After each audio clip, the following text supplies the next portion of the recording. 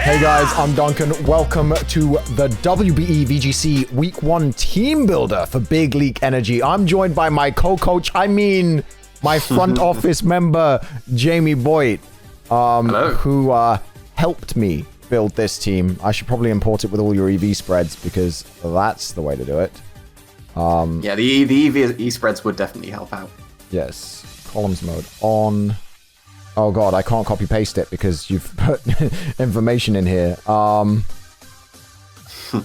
It's fine. Nope, it's fine. I'm gonna go import export. I'm gonna mass paste it, and then I'm just going to delete all the text. But yeah, there's a lot of information here, guys, and I don't really want to stretch these out that much. So if you want to see the entire team building process, plus Jamie Boyd doing all the EV spreads, which he does without my help, then you can go to his channel where he's put up sort of a much more comprehensive summary of this team. This is more just to let you guys know what to expect for the battle tomorrow, what the plan is, that kind of thing. So we've got the core 4 here, and the core 4 that we know that we're bringing as much as possible is a Shifu, Cottony, Darmanitan, Lapras. And then Porygon Z comes to every team preview because he's so scary. And Togetic is there basically because of the item. Because whatever we were running on Cottony, the other item was going to either Togetic or Gengar. So if it was a Focus Sash Cottony, it was going to be EVO like Togetic. And if it was an EVO like Cottony, we were going to have a Focus Sash Gengar in this slot. It's very unlikely to come to a game unless I feel that the matchup is very unexpected. But we'll start with Urshifu because this is one that Boyd pointed out. That Choice Band Urshifu, what does K-Cray have for it? A Mawile that's definitely not coming, and then pretty much nothing. So, basically, this thing clicks Wicked Blow and Sucker Punch. Occasionally, if T-Tar's in front of it, it might click Drain Punch. But basically... Even then, Wicked Blow's going to do a lot to a T-Tar anyway. Right. So, it's a very interesting situation in this matchup. I think we're in a good place with it. And I'm looking forward to the game. I'm just going to pull the matchup on screen for you guys. So, as you can see, yeah, there's nothing here for a Wicked Blowing Urshifu with a Choice Band. I'm sorry for the messy team builder. But there's nothing here for an Urshifu with a Wicked Blow Choice Band. So then it was sort of a build around. Because if Urshifu does that well, then what are we worried about? Well, we're worried about Ninetales Venusaur. Because if that kills Urshifu before he can get a hit in, that's going to be a problem. And that's why... the Assault Vest Darmanitan was suggested. Do you want to tell the people, Jamie Boyd, about your ridiculous EV spread and item Darmanitan and what it does against that lead? Well, it's always lovely when the EVs work out perfectly. So this Darmanitan, even in just regular without Dynamax, can live a Life Orb Max Quake from a Venusaur and respond back with an Oko with just a Fire Punch in the sun while still outspeeding Venusaur by 1. So that if it's not in the sun, you can just go for Flare Blitz. Do you have any idea how perfect that is? That spread? Like, people who are watching, it was so satisfying. It lives Life Orb, Modest, Earth Power from a Venusaur.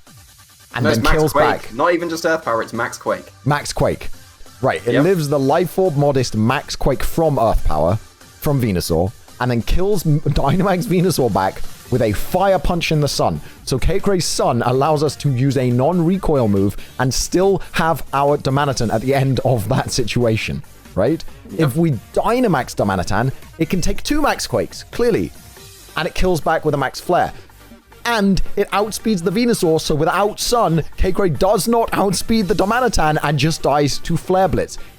It's perfect. The Darmanitan is perfect. It shores up anything that we'd be scared of with the Urshifu lead. It leads great with Cottony. It actually leads great next to Lapras as well.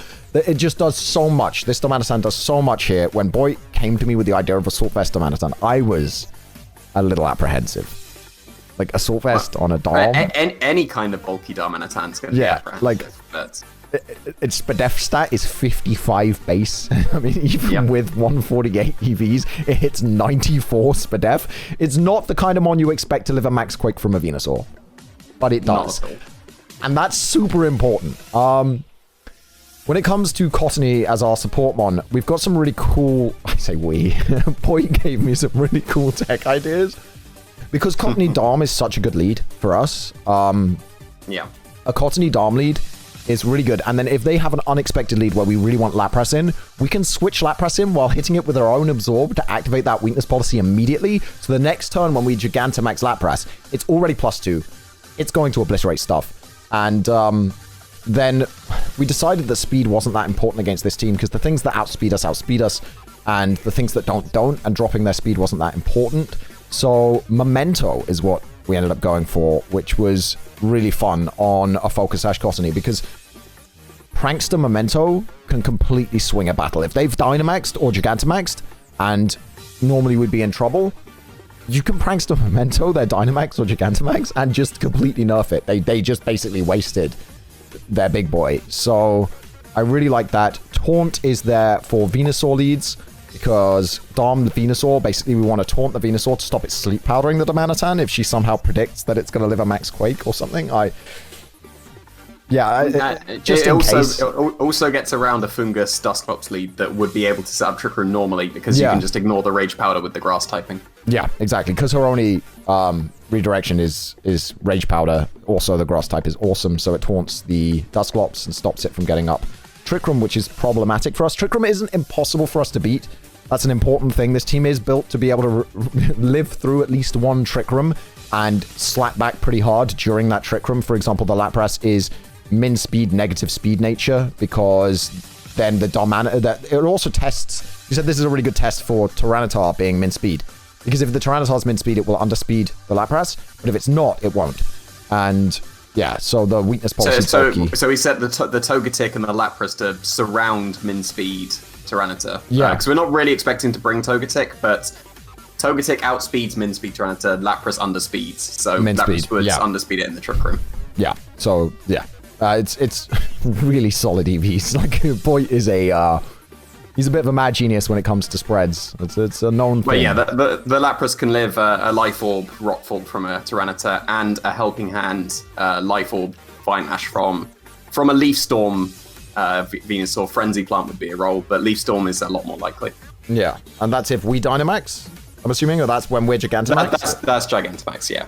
Yeah, and we got Sheer Cold on there for a little bit more power than Freeze Dry would give, and also to beat a Dusclops in the endgame. Yeah, because in the endgame, a 1v1 of Lapras versus Dusclops is something that we've theoried out. Like, we've theoried out the way that the game's going to play out, and Boyd thinks it's actually quite a likely endgame in certain situations where I can...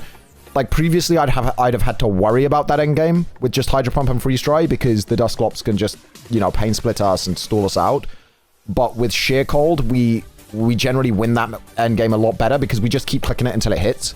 And then when it hits, it ends it, because the Dusclops is all about whittling us away.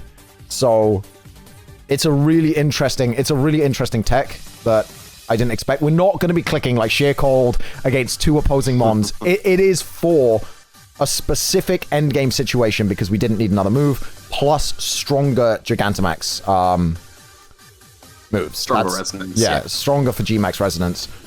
Much stronger for Gmax Resonance. Well, not much stronger, but 20 power. 10 base power between max moves is actually much more noticeable than you would expect. Yeah. So, Porygon Z is just a monster. So the reason that we're bringing it Team Preview is because everybody has to respect it. It's one of those mons where even if it's not great in the matchup, which is like this case here, it's not fantastic in this matchup, it demands so much respect in like team selection and the way that your opponent plays, that if they think you might have Porygon in the back, they have to play differently than if you did not have Porygon in the back. It's as simple as that. This thing, it's impossible to describe if you haven't seen it or experienced it. I've been playing with it in VGC, in the standard VGC meta. I know that Mephisto got to #1 on the rank ladder, basically just with Porygon, because Porygon, you just sit there, you Dynamax, and you click effectively a Hyper Beam with adaptability that lowers your opponent's speed. It's insane. It's very strong. It's one of the strongest max moves that we have now. It KOs a lot of things.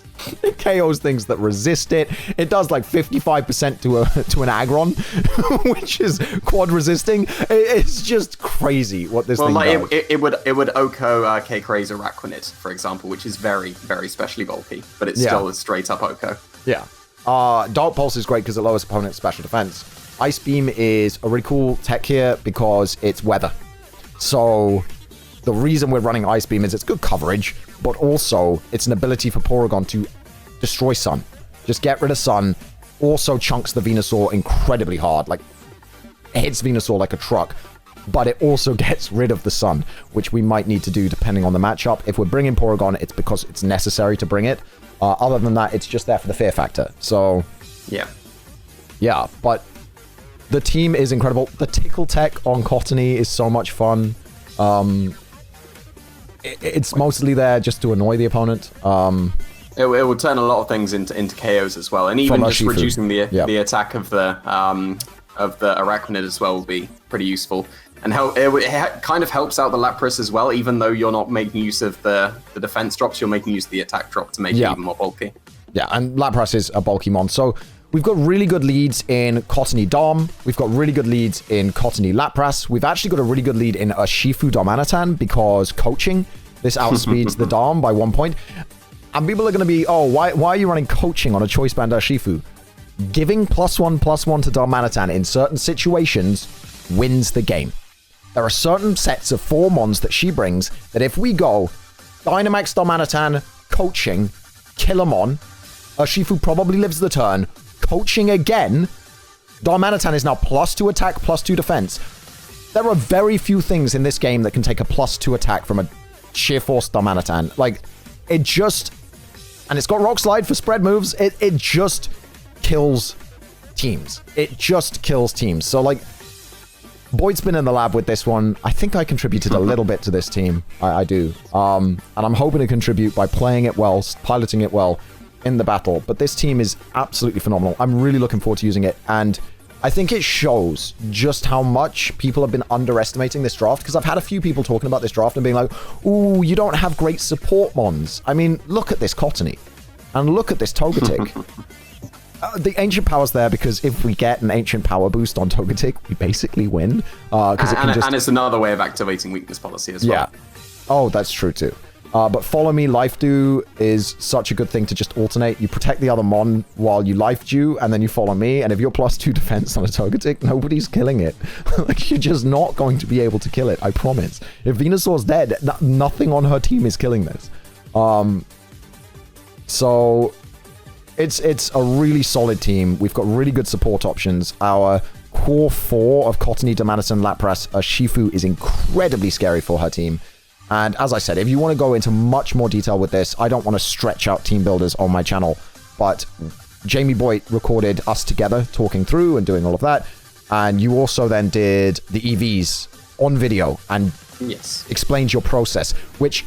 I am fascinated to watch. I left the call while he did that. You can see it live. Like, I'm going through the calculations straight after the video. You can see the exact process of coming up with the EVs. So I am personally fascinated to watch that. I'm going to watch it. It's going to be linked down below and live at the same time as this video. And I really, really encourage you guys to check it out. Thank you so much for watching. And I'll see you guys tomorrow with the battle against Cray Cray in the WBE VGC Week 1. And hopefully with a big W. I haven't recorded the battle yet, obviously. So we don't know. We don't know what's gonna happen. Anything can happen. I could lose. I could play like complete trash. And Boyd will be like, why did you do that? I calced for this. Why? I have my little cheat sheet, though. I do from Boyd. I've got this this cheat sheet, Purloin and Cottony speed ties, max speed to try and avoid the taunt, 16 special attack, so it has the highest special attack while still doing the least damage to Lapras. You know, things like this. I've got all of my little cheat sheets and my little codes and all of that good stuff ready to go. So I don't even need to play. I just need to follow the instructions. And hopefully this paint by numbers will work out. And I'll catch a W. But until then, we'll see you guys next time. Bye-bye!